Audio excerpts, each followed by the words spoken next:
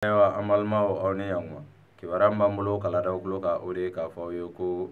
den dɔ tun tununa sirakɔrɔ mɛgɛtɛ na nka ko ala barika la den masinama in ka ale yera Buguni dafɛ dugu dɔ la. Ayiwa u ka kuma fɔla ko den muso dɔ de tun ye den taara ni den ye. Ayiwa ko muso in yɛrɛ taara ni den ye cogo di ko a nana de sirakɔrɔ yen nɔ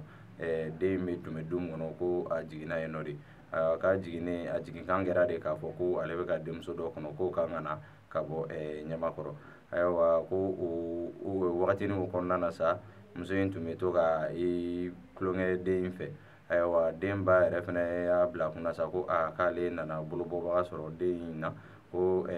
muso in bɛ k'i tulonkɛli min kɛ a fɛ ko o bɛ kɛ sababu ye ale yɛrɛ bɛ se k'i ka baara dɔw kɛ. K'a y'i cogo de la sa o tile 3 kɔnɔna na ni ka boli ni den ye ka taa n'a ye Buguni yanfan in fɛ sisan nɔ. Ayiwa ko ɲininiw de kɛlen sa a tɛmɛra sira minnu fɛ sa mɔgɔw sɔrɔla k'a fɔ ko olu ye a ye yen nɔ k'o de kɛra sababu ye sa ni ka taa bɔ a kan yen fo Buguni maraw kɔnɔna na ka tigɛ k'a la a ka se ka mɔgɔ ninnu denw segin u ma.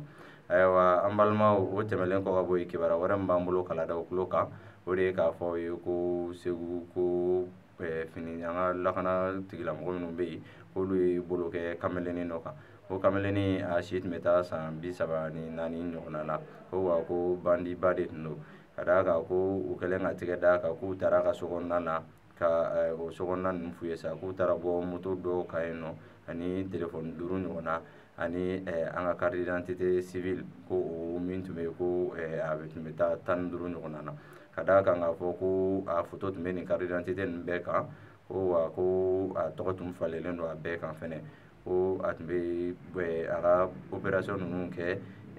Mali ni Burukina de ni ɲɔgɔn cɛla la. Ayiwa ko an filɛ nin yɔrɔ min na i n'a fɔ bi sa k'a b'u bolo yen nɔ u bɛ ka sɛgɛsɛgɛliw sɛmɛ a la walasa ka dɔn k'a fɔ n'a kelen de bɛ k'a ka baara kɛ n'a ni mɔgɔ wɛrɛw de bɛ a ka baara kɛ. Ayiwa an balimaw ni kibaruya ninnu de tun b'an bolo ka lada aw tulo kan aw ni ce aw ka kulomajɔ la.